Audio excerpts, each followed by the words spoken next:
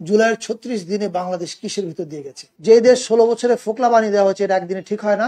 করে বলতে চাই যে আমাদের সরকারের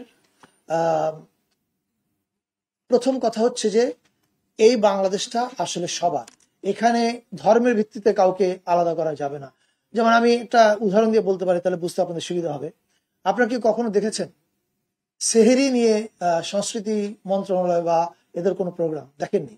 বা ধরেন বৌদ্ধ পূর্ণিমা নিয়ে আমি দেখি না, আমার মনে পড়ে না। এবং এটা যে আমরা দেখি নাই, এর একটা কারণ আছে। এর কারণ হচ্ছে আমরা এতকাল সংস্কৃতিটাকে একটা ন্যারো জায়গা থেকে দেখেছি। আমরা দেখছি গান, বাজনা, নাচ, সিনেমা, দ্যাটস অল সংস্কৃতি। এবং যাহা কিছু ইসলামী তাহা কিছুকে আমরা আর আমাদের সংস্কৃতির অংশ বানাতে কুণ্ঠাবোধ করেছি। কিছু মানুষ এগুলো পরিবর্তন করার চেষ্টা করেছিল, তাদের মধ্যে আমরা আমাদের মতো করে ছোট ছোট কাজ করেছি। আমি আমার টেলিভিশন ছবির মাধ্যমে করেছি। জামিল ভাই, আপনার যদি অনেকের মনে থাকবে 92 সালে বা 92 সালে বোধহয় বিষাদ সিন্ধুর মতো কাজ করেছিলেন। ওই সময় মঞ্চে ইসলামী মিথ আনার কারণে জামিল ভাইকে জামাত শিবির বলা হয়েছিল। আবার জামাত শিবিরের অনেকেও, আমি জানি না ওনার এটা দেখেছি কিনা, কিন্তু ওনাকে এই ট্যাগটা দেওয়া হয়েছিল। এখন আমি এই গল্পটা বললাম এটা বোঝানোর জন্য যে আমাদের সরকার এবং আমাদের যতগুলো দপ্তর আছে, আমরা প্রত্যেকেই একটা বিষয় পরিষ্কার যে আমাদের সাংস্কৃতিক পলিসির মূলে থাকবে যে বহুজন, বহু ধর্ম, বহু ভাষা, সবার সংস্কৃতি এবং সবার সংস্কৃতিকে আমরা বিকাশ ঘটানোর জন্য কাজ করতে চাই। আমরা ওন করি সবকিছু। Digital oral history is a very important one. আপনারা জানেন যে অপরাধীর প্রথম লক্ষ্য থাকে অপরাধের চিহ্ন মুছে ফেলা। এবং আপনি দেখবেন যে অপরাধী ফার্স্ট যে কাজটা করে সেটা হচ্ছে অস্বীকার করে, ডিনায়াল। আপনি যদি বাংলাদেশে যারা গণহত্যা ঘটিয়েছে জুলাইতে, তাদের এখনকার কার্যক্রম দেখেন, তারা এখনো অস্বীকারের উপরে আছে। তারা কিন্তু কেউ স্বীকার করেনি। আপনি কিন্তু শোনেননি যে কেউ স্বীকার করেছে, ক্ষমা চেয়েছে। নো, তারা এটা ক্ষমা চাচ্ছে না। এই যে অস্বীকার করা, এটা হচ্ছে অপরাধীর একটা প্রথম কাজ। এখন এইটাকে আমরা কাউন্টার দেওয়ার জন্য কি করব? শুধু বিবৃতি দিয়ে কাউন্টার দিলে হবে না, কিছু কাউন্টার দিতে হবে ক্রিয়েটিভ ওয়েতে।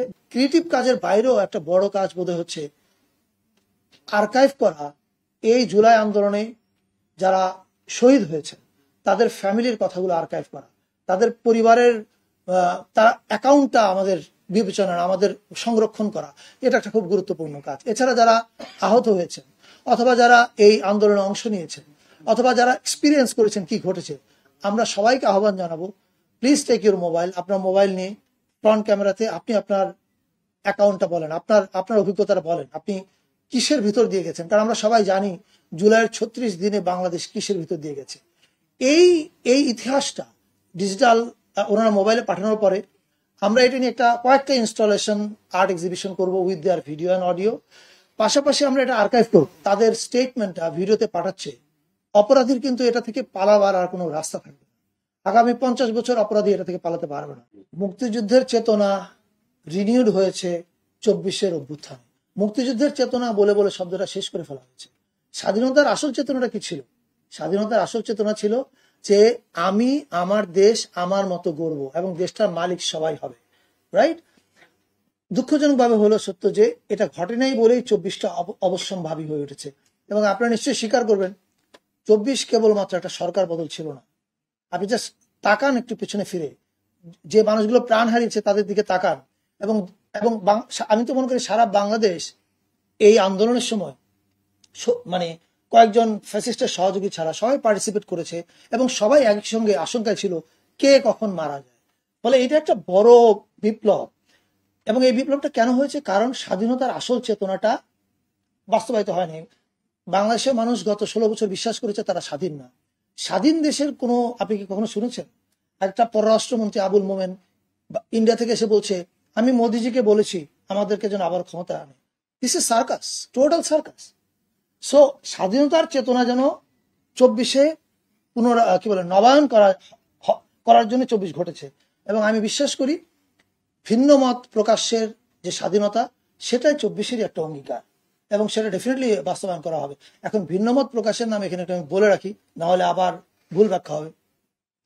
হিটলার ধরেন পতন হয়েছে এবং হিটলার এরকম ধ্বংসযজ্ঞ চালিয়েছে, এরকম অত্যাচার করেছে মানুষকে, তারপরে তার পতন হয়েছে এবং তার যখন বিচার চলছে 6 মাসের মাথায়, 1 বছরের মাথায়, হিটলার কোনো অনুশোচনা করেনি।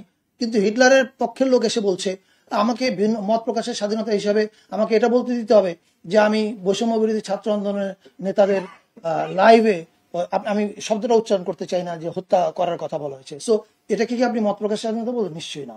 সো আমার মনে হয় মত প্রকাশের স্বাধীনতা মানে হচ্ছে ওইটা, ইউ ক্যান ক্রিটিসাইজ এনিওয়ান, কিন্তু যে খুনি তার বিচারকে আপনি যদি বিঘ্ন ঘটানোর জন্য কিছু বলতে চান, এটাকে মত প্রকাশের স্বাধীনতা বলবো কিনা আমি জানি না। যে দেশটা একদিনে ঠিক হয়ে যাবে, যে দেশ 16 বছরে ফোকলা বানিয়ে দেওয়া হয়েছে, এটা একদিনে ঠিক হয় না। আমি হাসিনা পালিয়ে যাওয়ার 2 দিন পরে বোধহয় বা 3 দিন পরে ফেসবুকে লিখেছিলাম, খুব সমালোচনা হচ্ছিল কেউ কেউ, মানে যারা আওয়ামের পক্ষের লোক, যে 72 থেকে 73 আপনি দেখেন ওই সময় দেশটা কিভাবে চলেছিল। আপনি কিভাবে আশা করছেন যে এরকম একটা বড় পরিবর্তনের পরে সবকিছু একদিনে ঠিক হবে না। তবে আমাদের মূল দেখার বিষয়টা হচ্ছে যে আমরা চেষ্টাটা করছি কিনা, মানে আমাদের সরকারের প্রত্যেকটা বিভাগ চেষ্টা করছে কিনা, এবং সরকার নিজেরা ইচ্ছাকৃত কোনো অন্যায় কাজে জড়াচ্ছে কিনা। যদি সেটা হয় তাহলে আপনারা বলবেন। পাশাপাশি ডেফিনেটলি আমাদের সরকারের যে কোনো বিভাগের ভুল দেখলে তো বলবেন, এবং আমি যতদূর জানি, আমার সরকারকে আমি যতদূর বুঝি, আমরা আমাদের ভুল দ্রুত সংশোধন করে নিতে আমাদের মিনিমাম লজ্জা নেই। ভুল হলে বলতে লজ্জাটা কি? Yes, I will correct myself.